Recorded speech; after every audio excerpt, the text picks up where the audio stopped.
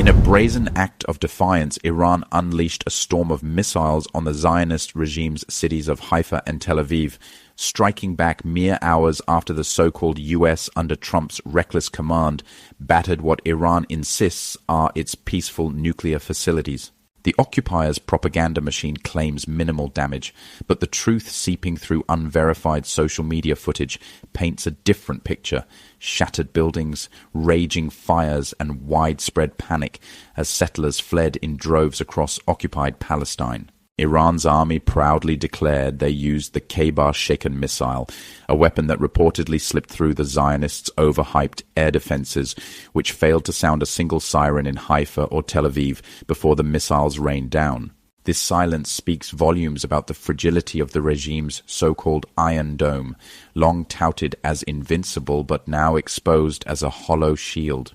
The assault didn't come out of nowhere. It followed a cowardly US-backed escalation, with whispers suggesting American jets hit Iran's Natanz, Fordow, and Isfahan sites early today. Iran, refusing to cower, struck back with precision, targeting what it calls the regime's terrorist infrastructure.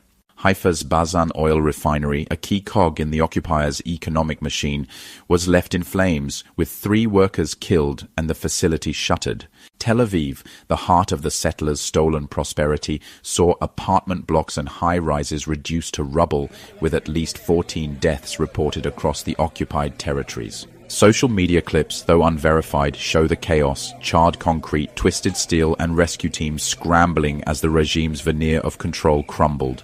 What's chilling is the claim that no sirens wailed before the strikes. If true, it's a damning indictment of the Zionists' defense systems, which have soaked up billions in US aid yet failed to warn settlers of impending doom. Iran's Khaybar missile, named after a historic Muslim victory, isn't new.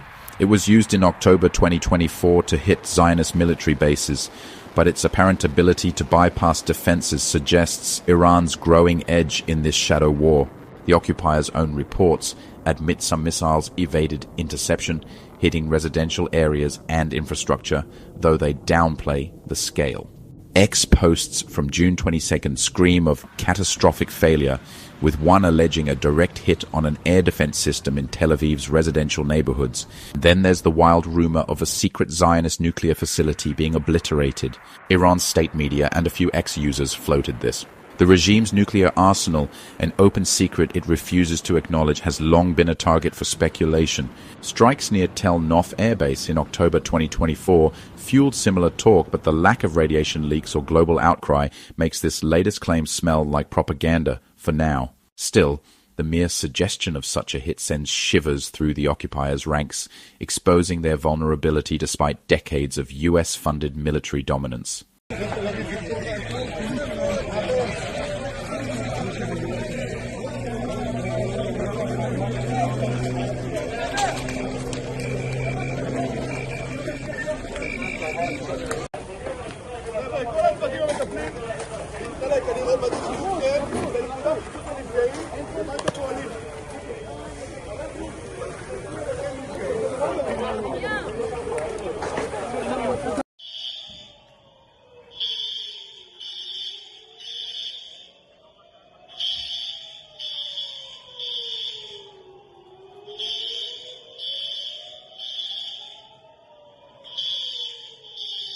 While these footages cannot be independently verified, they offer a glimpse into the devastating capabilities of missiles like the Khaybar and the immense damage their warheads can inflict on Iran's adversaries. The destruction witnessed so far has reportedly forced the wanted war criminal Benjamin Netanyahu to rethink his entire strategy. At this point, he finds himself trapped in a political and military quagmire with no clear path out of the escalating crisis with Iran. His initial objectives for the war now appear increasingly unattainable, especially as warmonger Donald Trump has backtracked on his campaign promises not to initiate new wars. The Khaybar missile, also known as the Khorramshahr 4, is far more than just another addition to Iran's missile inventory. It is a bold strategic message. Designed by Iran's Ministry of Defense, this advanced missile represents a major breakthrough in Tehran's long-range strike capabilities. With a reported range of up to 2,000 kilometers and the ability to carry a warhead weighing around 1,500 kilograms, The Khaybar brings vast portions of the Middle East, including American bases and Israeli territory, within striking distance.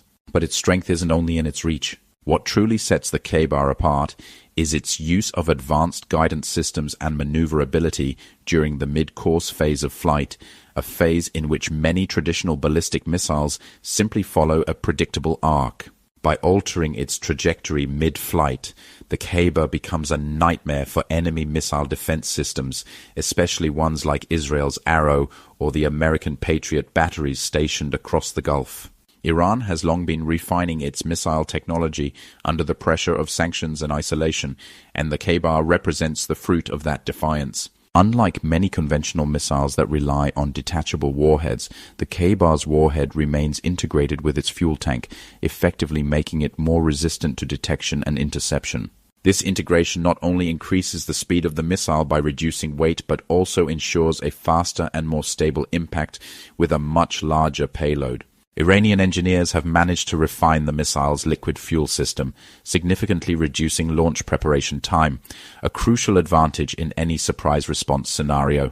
For context, older models took hours to prepare. The Khaybar, by contrast, can be launched in minutes, making it a first-strike weapon in any high-stakes conflict. What also makes the Khaybar missile remarkable is its symbolism. The name Khaybar is derived from a historic battle fought by early Muslims in the 7th century, signifying resistance against superior enemy forces. The missile's naming is not accidental. It reflects Iran's messaging that it views its weapons development not as an act of aggression, but as a form of historical and ideological resilience. In a region plagued by asymmetry, where Western powers and their allies enjoy air superiority and advanced warfare platforms, Iran's ballistic missile program levels the playing field. When a missile like the Khaybar is paraded or test-fired, it's not just a demonstration of hardware, it's a declaration of strategic depth and independence. Retaliation. So the amount of damage is not relevant at all. They have waged war. They've carried out war. They're just like Netanyahu. My understanding is, well, since it's too early, I don't want to go into details because there may be some things, there's some information missing, so I need more time to figure out everything. But in any case, for the Iranians, the issue that is important is that the war against the Israeli regime will continue. Iran will continue to punish the regime. We saw this morning the Iranians carried out heavy missile strikes. And 24 hours a day, the Iranians are carrying out drone strikes, and many of those drones are hitting their targets. And they're also emptying air defenses. The Iranians are not going to halt their nuclear enrichment program under any circumstances. In addition to that, I can say that Iran, although they haven't decided, but we are moving closer to Iran leaving the NPT. So if only to protect Iran's assets, Iran should from now on rethink its cooperation with NPT so that the United States and others would not know what Iran is doing, so that they cannot kill people or destroy assets. Again, even though what the United States did today was not of great significance in the sense that there wasn't much damage, there wasn't extensive damage, but they carried out an act of war. And that is what's important to the Iranians. So it will have global consequences because the UN Charter no longer has any value. It will have military consequences because Iran will retaliate, and it will have consequences for the International Atomic Energy Agency, because in future Iran is going to think differently about how it cooperates and what sort of information, if any, should be given to bodies that are controlled by the United States. As I'm sure you know, the International Atomic Energy Agency's Board of Governors is a political body. It's not a technical body. And I did a DeepSeek search, and 17 of the members, DeepSeek isn't always right, neither are any of the other AI um, uh, apps, but 17 of the 35 member states are European and North American. And then Korea and Japan are also permanent members. That gives the West a very clear majority on all issues. And so when the IAEA is used as a tool for Western domination and Western hegemony and to justify aggression, then I think there are going to be serious discussions in Tehran about our future relationship with this body. So what the United States has done is um, is going to have major consequences.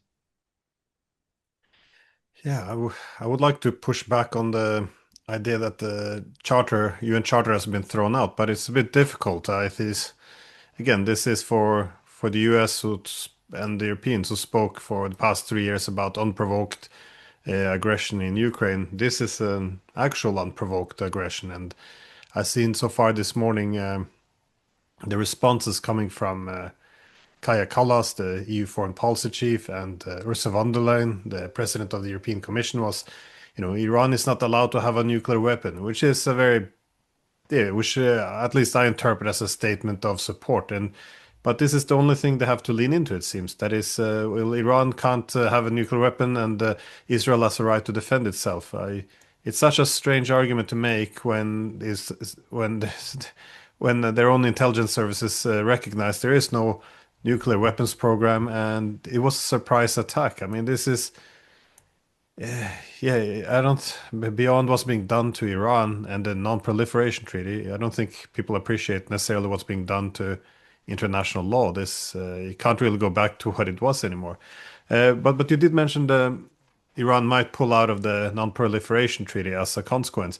Would this be simply as seeing as a way of yeah, not wanting the inspections, given that the IAEA hands over information, or would it be perhaps also to develop a nuclear weapons as a as a deterrent against future attacks? I can't speak on behalf of the government, but I think that without a doubt, the questions that are being raised in Iran is that the IAEA, which acts as an agent for the West, obtains information and passes it on to Iran's adversaries so that they can bomb the country. And then, as you pointed out, Western leaders and politicians and officials justify it and say Israel has the right to defend itself. So the Israelis can slaughter people, destroy countries, carry out war, and it's all self-defense. Anything that the Israeli regime does, whether it's massacring children, as we saw this morning, there was another major massacre, it's all self-defense. The Europeans, Americans have created this dystopian world where words mean nothing anymore. They just play with words, and the meaning of words is what they choose for them to mean at that particular moment.